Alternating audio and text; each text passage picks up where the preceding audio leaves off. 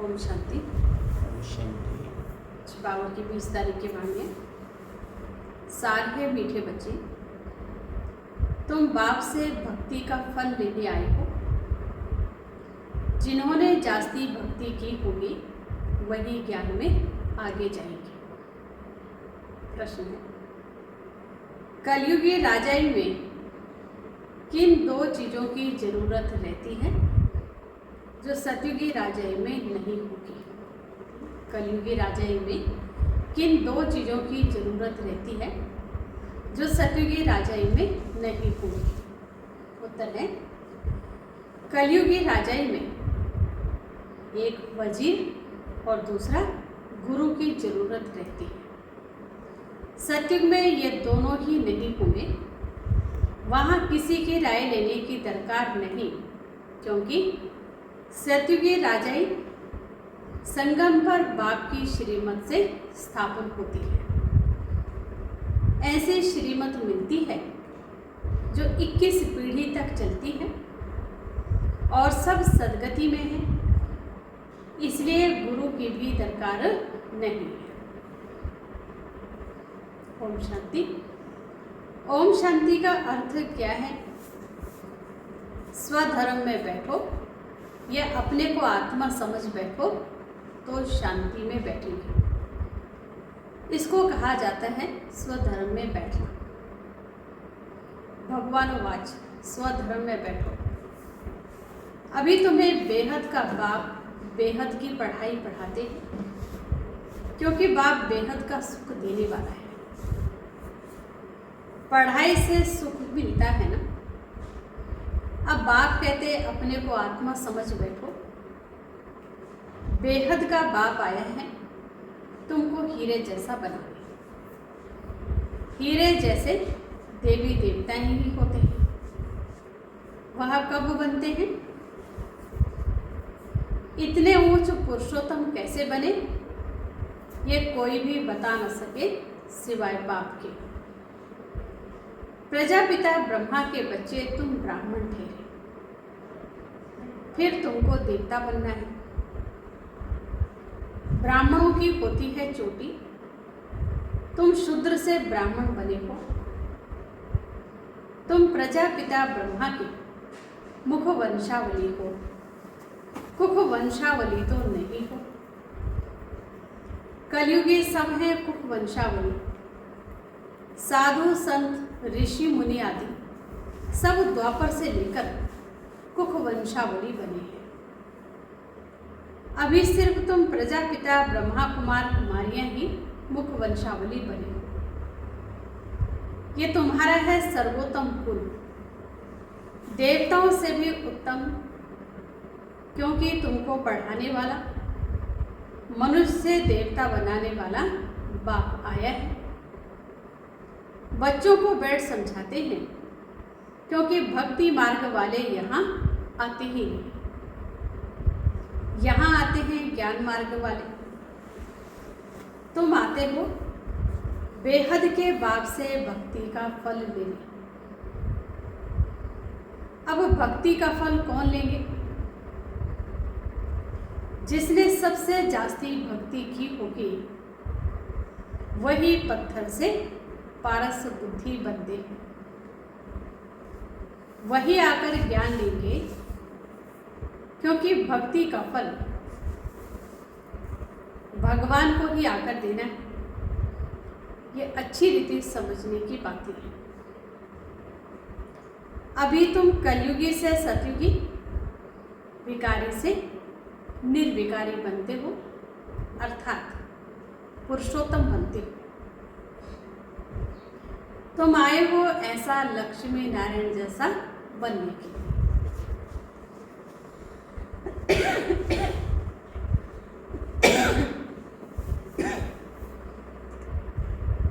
बाबा कहते ये भगवान भगवती हैं, तो जरूर इन्हों को पढ़ाएंगे भी भगवान। भगवान वाच, परंतु भगवान किसको कहा जाता है? भगवान तो एक होता है। भगवान कोई सैकड़ों हजारों नहीं होते। मिट्टी पत्थर में नहीं होते, बाप को न जानने के कारण भारत कितना कंगाल बना है। अब बच्चे आज जानते हैं भारत में लक्ष्मी नारायण की राजधानी थी। इन्हों के बाल बच्चे आदि जो भी थे राजधानी के मालिक थे। तुम यहाँ आए ही हो राजधानी के मालिक बनने के लिए, ये अभी तो नहीं है ना। भारत में इन्हों का राज्य था। बच्चों को समझाया जाता है जब इन देवी देवताओं की राजधानी थी, सूर्यवंशी और चंद्रवंशी थे, तब और कोई धर्म नहीं था। इस समय फिर और सब धर्म है। ये धर्म है नहीं, ये जो फाउंडेशन है जिसको खुद कहा जाता है। इस समय मनुष्य सृष्टि रूपी झाड़ का थोड़ा सारा सड़ गया है, बाकी सब खड़े हैं। अब उन सब की आयु पूरी होती है। ये मनुष्य सृष्टि रूपी वैरायटी झाड़ है। भिन्न नाम रूप देश काल अनेक है ना। कितना बड़ा झाड़ है। बाबा समझाते कल्प कल्प यह झाड़ जर्जरीभूत तमोप्रधान हो जाता है, तब फिर मैं आता हूँ। तुम मुझे पुकारते हो बाबा आओ, हम पतितों को आकर पावन बनो। हे पतित पावन कहते हैं तो निराकार बाप ही याद आता है। साकारी को कभी याद नहीं करेंगे। पतित पावन सदगति दाता है एक। जब सतयुग था तो तुम्हारी सदगति थी। अभी तुम पुरुषोत्तम संगम युग पर बैठे हो, बाकी और सब कलयुग में है। तुम हो पुरुषोत्तम संगम युग पर। उत्तम से उत्तम पुरुष व ऊंच से ऊंच गाया जाता है एक भगवान। ऊंचा तेरा नाम, ऊंचा तेरा धाम। ऊंचे से ऊंच रहते हैं ना परम धाम में। ये बड़ा सहज समझने का है। सतयुग त्रेता द्वापर कलयुग फिर है संगम। इसका किसको पता नहीं। ड्रामा में ये भक्ति मार्ग भी बना हुआ है। ऐसे नहीं कह सकते कि बाबा फिर ये भक्ति मार्ग क्यों बनाया। बाबा कहते ये तो अनादि है। मैं बैठ तुमको इस ड्रामा का सारा राज समझाता हूं। मैंने बनाया हो तो फिर कहेंगे कब बनाया। बाबा कहते ये अनादि है ही। शुरू कब हुआ ये सवाल नहीं आ सकता। अगर कहेंगे फलाने समय शुरू हुआ तो कहेंगे बंद कब होगा, परंतु नहीं, ये तो चक्र चलता ही रहता है। तुम चित्र भी बनाते हो ब्रह्मा विष्णु शंकर का। ये है देवताएं त्रिमूर्ति दिखाते हैं, उसमें ऊंचे से ऊंचे शिव को दिखाते नहीं हैं, उनको अलग कर देते हैं। ब्रह्मा द्वारा स्थापना सो तो अब हो रही है। तुम अपनी राजधानी स्थापन कर रहे हो। राजधानी में तो सब प्रकार के पद होते हैं। प्रेसिडेंट है, प्राइम मिनिस्टर है, चीफ मिनिस्टर है, ये सब होते हैं राय देने वाले। सतयुग में राय देने वाला कोई चाहिए नहीं।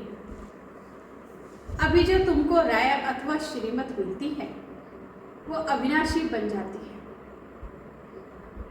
अभी देखो कितनी राय देने वाले हैं, ढेर के ढेर हैं। पैसे खर्च कर मिनिस्टर आदि बनते हैं राय देने के लिए। खुद गवर्नमेंट भी कहती है यह करप्टेड है, बहुत खाते हैं। ये तो है ही कलयुग। वहाँ तो ऐसे होते नहीं, वजीर आदि की दरकार नहीं रहती। ये मत 21 जन्म चलती है, तुम्हारी सदगति हो जाती है। वहाँ तो गुरु की भी दरकार नहीं रहती। सतयुग में न गुरु न वजीर रहता। अभी तुमको श्रीमत मिलती है अविनाशी 21 पीढ़ी के लिए, किस बुढ़ापे के लिए। बूढ़ा बन फिर शरीर छोड़ जाए बच्चा बनेंगे। जैसे सर्प एक खाल छोड़ फिर दूसरी लेते हैं। बाबा समझाते हैं, मीठे मीठे बच्चों, तुम हो ब्राह्मण ब्राह्मणियाँ, ग्रंथ में भी पढ़ते सुनते तो सब हैं, मूत पलीती कपड़ धोए। भगवान को बुलाते हैं, आकर मूत पलीती कपड़ा हम आत्माओं का धुलाई करो। हम सब आत्माओं के बाबा, आकर हमारा कपड़ा साफ करो। शरीर तो नहीं धोना है, आत्माओं को धोना है, क्योंकि आत्मा ही पतित बनी है। पतित आत्माओं को आकर पावन बनाओ। तो बाप बच्चों को समझाते, मीठे मीठे बच्चों, मुझे यहाँ आना पड़ता है। मैं ही ज्ञान का सागर हूँ, पवित्रता का सागर हूँ। तुम बेहद के बाप से बेहद का वर्षा लेते हो। हद के बाप से हद का वर्षा मिलता है। हद के वर्षे में दुख बहुत है, इसलिए बेहद के बाप को याद करते हैं। अथाह दुख है।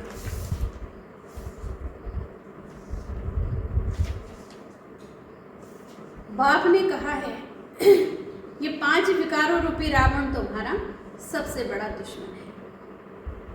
ये आदि मध्य अंत दुख देते हैं। हे मीठे बच्चों, अगर इस जन्म में ब्राह्मण बनकर काम पर जीत पहनी तो जगत जीत बनेंगे। तुम पवित्रता धारण करते हो देवता बनने के लिए। तुम आए हो आदि सनातन देवी देवता धर्म की स्थापना करने। ये है पुरुषोत्तम संगम युग। इसमें पुरुषार्थ कर पावन बनना है। कल्प पहले जितने पावन बने थे, सूर्यवंशी चंद्रवंशी कराने के लिए वह जरूर बनेंगे। टाइम तो लगता है ना। बाप युक्ति बहुत सहज बताते हैं। अब बाप के बच्चे तो बने हो, यहाँ तुम किसके पास आए हो? वो तो है निराकार। उसने इस शरीर का लोन लिया है। वो खुद बताते हैं, ये है बहुत जन्मों के अंत के भी अंत का जन्म। तो ये हुआ सबसे जास्ती पुराना तन। मैं आता ही हूँ पुरानी रावण की आसुरी दुनिया में, और फिर उनके शरीर में जो अपने जन्मों को नहीं जानते। ये है बहुत जन्मों के अंत का जन्म। जबकि इनकी वानप्रस्थ अवस्था है, तब मैं प्रवेश करता हूँ। गुरु भी हमेशा वानप्रस्थ में किया जाता है। कहते हैं ना, 60 तो लगी लाट। घर में रहेंगे तो बच्चों की लाट लगेगी, इसलिए भागो घर से। बच्चे ऐसे होते हैं जो बाप को लाठी मारने में भी देरी नहीं करते। कहेंगे, कहाँ मरे तो धन हमको मिले। वानप्रस्थियों के बहुत सत्संग होते हैं, तुम जानते हो। सर्व का सद्गति दाता एक है, वह संगम युग पर ही आते हैं।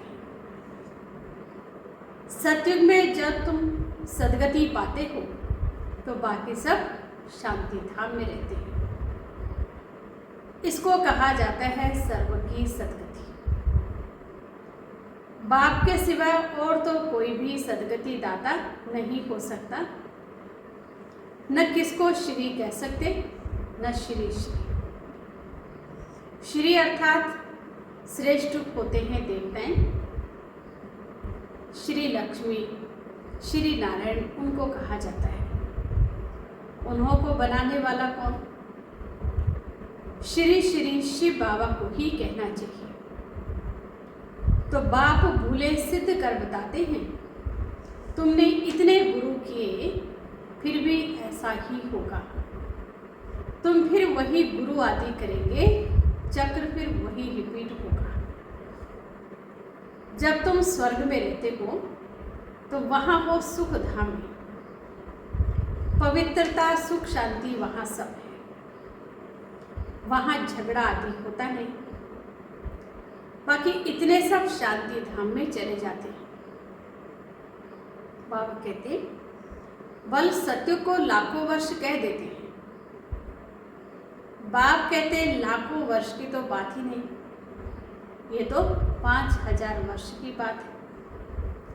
कहते भी हैं मनुष्य के 84 जन्म। दिन प्रतिदिन सीढ़ी नीचे उतरते तमो प्रधान बनते जाते हैं। तो बाप समझाते ये भी ड्रामा बना हुआ है।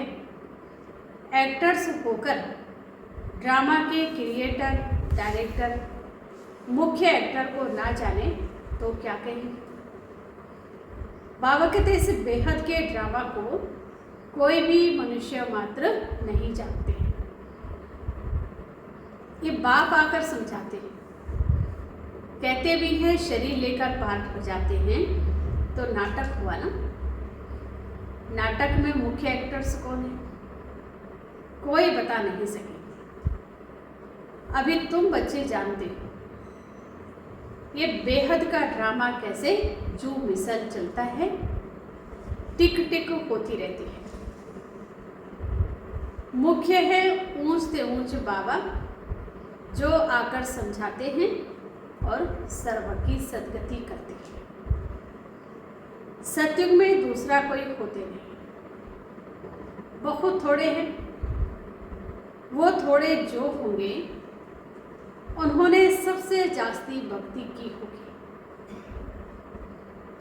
तुम्हारे पास प्रदर्शनी व म्यूजियम में आएंगे वह जिन्होंने बहुत भक्ति की है। एक शिव की भक्ति करना इसको कहा जाता है अव्यभिचारी भक्ति। फिर बहुतों की भक्ति करते व्यभिचारी बन पड़ते हैं। अभी तो बिल्कुल ही तमो प्रधान भक्ति है। पहले सतो प्रधान भक्ति थी, फिर सीढ़ियों उतरते तमो प्रधान बन गए। ऐसी हालत जब हो जाती है तब बाप आते हैं सबको सतो प्रधान बनाने। इस बेहद के ड्रामा को भी तुम ही जानते हो।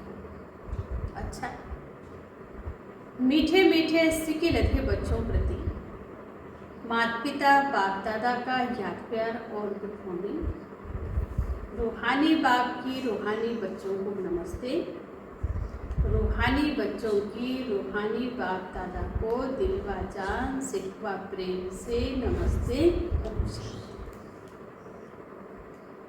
धारणा के लिए मुख्य सार है बेहद बाप से बेहद का वर्षा लेने के लिए पावन जरूर बनना है।